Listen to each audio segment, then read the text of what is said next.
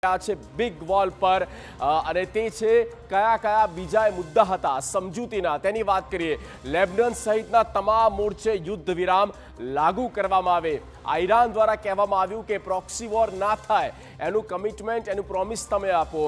લેબનન સહિત બીજા જે મોરચા ફ્રન્ટ ખુલ્યા છે તેની પર યુદ્ધ વિરામ લાગુ થાય। ઈરાનના જે બંદરો છે ત્યાં નાકાબંધી અમેરિકા ખતમ કરી દે અને ત્યાંથી અમેરિકી સૈન્ય અમેરિકા નૌસેના જે છે તે હટી જાય અને ઈરાનના બંદરોને ફરી એક વખત સ્વતંત્ર કરવામાં આવે।